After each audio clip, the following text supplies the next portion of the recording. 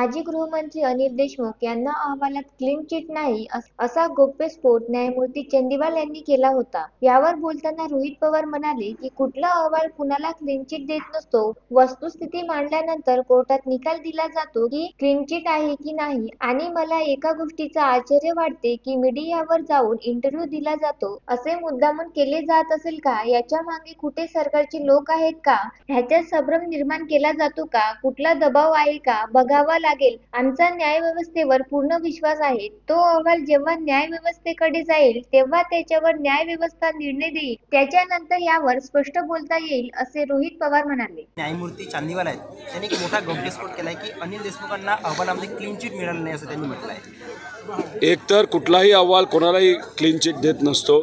वस्तुस्थिती तो मांडला जातो आणि वस्तुस्थिती मांडल्यानंतर मग कोर्टामध्ये निकाल दिला जातो की क्लीन चिट आहे का नाही। त्यामुळे अहवाल, आणि मला आश्चर्य एवढंच वाटतं की एका कुठल्या तरी मीडियावर जाऊन इंटरव्ह्यू जर दिला जात असेल आणि कशा पद्धतीने हा अहवाल बनवला, काय गोष्टी केल्या गेल्या, मग कुठंतरी जर असं मुद्दामून केलं जातं आहे का, ह्याच्यामागे कुठं सरकारचे लोक आहेत का, याचा संभ्रम निर्माण केला जातो आहे का कुठला दबाव आहे का, हे खऱ्या अर्थाने बघावं लागेल।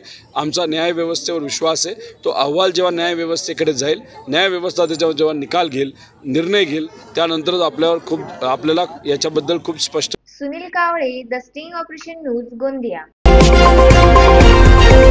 द स्टिंग ऑपरेशन न्यूज, सत्याचे दुसरे नाव, अन्यायावर लेखणीचा घाव।